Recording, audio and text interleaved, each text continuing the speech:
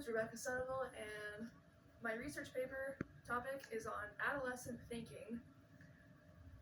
So, first of all, when I decided to research this topic, I actually was pretty interested in psychology, and I think psychology is pretty cool. So I thought by doing this, it can kind of go in more depth into the psychology of adolescence. And it's also it's really cool to learn about how the brain works and how especially how adolescents' brain works. So I just thought that was pretty cool. So that's why I chose that topic.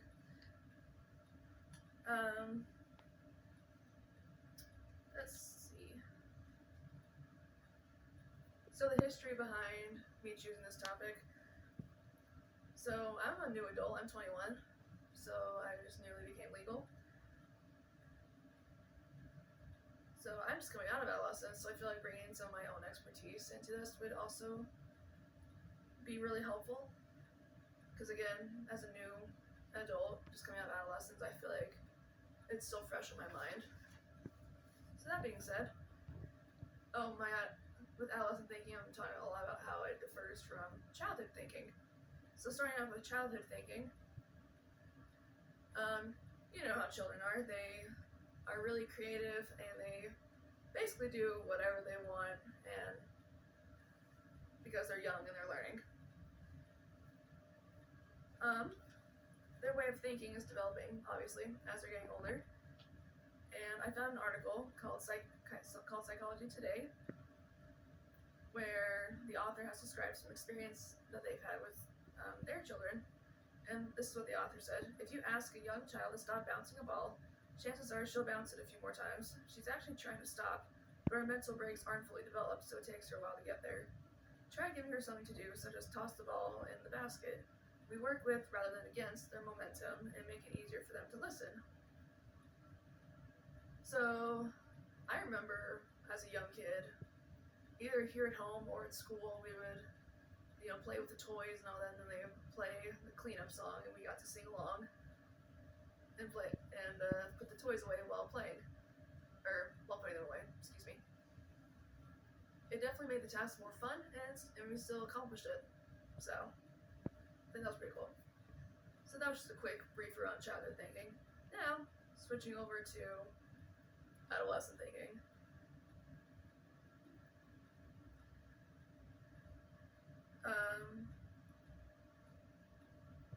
So as an adolescent, I definitely, thought more logically and or overthought everything, and I still do as an adult. So another article that I found explains this really well. And this article says each child moves ahead at their own rate in their ability to think in more complex ways. Some children may be able to use logical operations in schoolwork long before they can use them for personal problems. The ability to consider possibilities and facts may affect decision making, which is really true, because for me as an adolescent, I thought of every single possibility you can think of, and be like, okay, but what about this? And what about this? And what about this? And just thinking of all the options.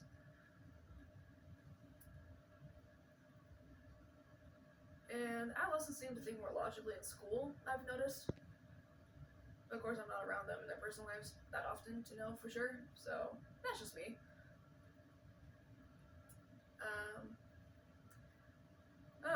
Here's a really fun point to discuss: the roller coaster of relationships with families and friends. So, no offense to parents out there, but I'm sure a lot of you have related to the roller coaster of relationships with your adolescent children. Ben.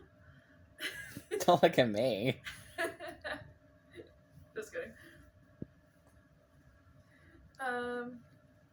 So the common facts, or the most common things to occur are like when parents are willing to offer help with, learning how to drive or homework or just talk to them about anything.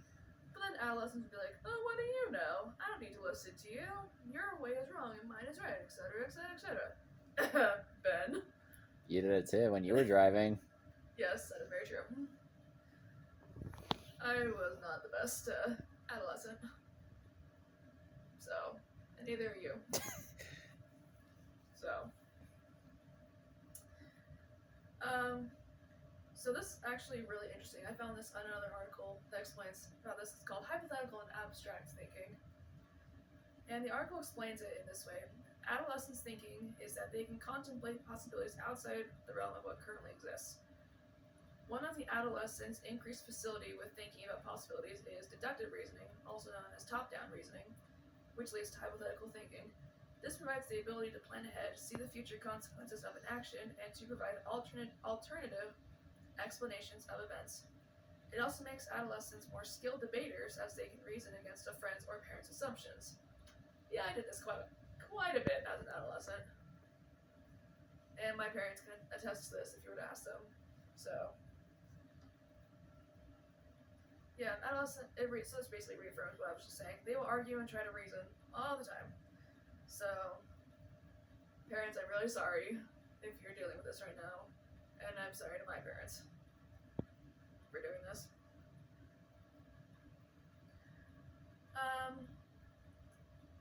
So another part of the reasoning thinking facilities can also be the mindset of, oh, there's no consequences, nothing will happen to me, etc., etc. This is also a very common thing for adolescents because they want to have everything their way, even if it means they'll go down the wrong path, which I've seen happen with some adolescents. They're like, oh yeah, I'm gonna go down this path instead. An article that I found called "How Adolescent Thinking Develops and Explains it this way. This way of thinking may limit their ability to assess situations, risks, and future consequences. As a result, they may engage in risky behavior to test authority. So, I thankfully have not seen many teenagers do this. Ben, you're an adolescent. How about you? What? Have you seen adolescents test authority in school? Yeah. How so? Well, like, I've seen, like, most kids are, like, being mean to the teachers. There you go. But not, like, in my classes, just in classrooms I've, like, walked past in the hallway. There you go. See? Prime example from an adolescent. You mean the adolescent that's recording your video? Yes. Which I thank you, by the way, because now I can use this for the video. But yeah, so like Ben said, it's common for adolescents to test authorities in the classroom by being mean to the teachers or complaining, etc., etc. And I've seen teachers complain about what adolescents have done. For example, I've seen a teacher complain about a girl who she wore pants that were ripped all the way down. Yeah, I'm dead serious. It was from up here all the way down to her foot, and it revealed a portion of her underwear. So yeah. So yes, the school dress code is a classic example. And I don't know if anything happened to this girl consequence-wise if she was found out, but she definitely violated it. And adolescents will always be willing to take the risk and violate the dress code because they don't want to follow the rules. Who needs them? Am I right? Yes, you are.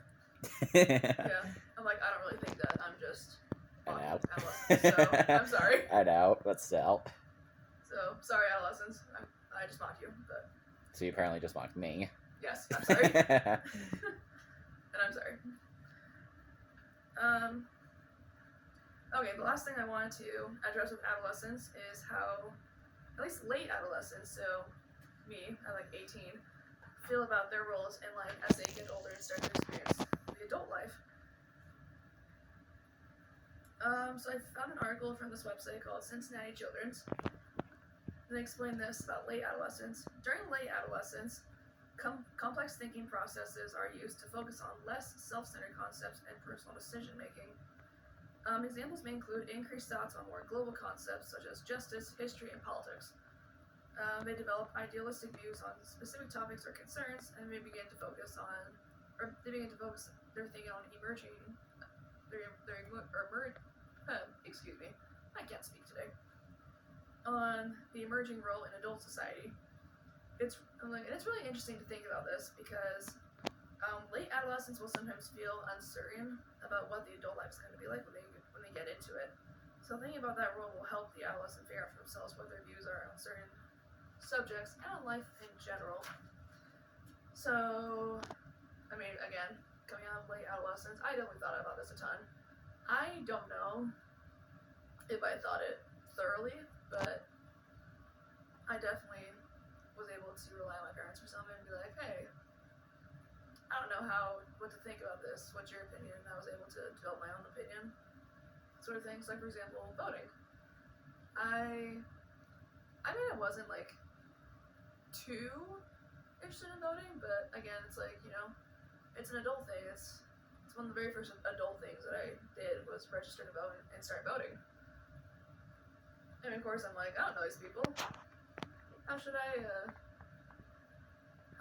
if they're good people or not? So by doing lots of research and really thinking about it, it definitely helps. So, in conclusion, I just kind of reiterate everything I said at the beginning. I really liked researching this topic. I love psychology, and I love learning how the brain works and learning about the different ways of thinking. And I hope that as I get closer to my future career, I can continue to learn more about more psychology-related things, because it's actually my minor at it in school.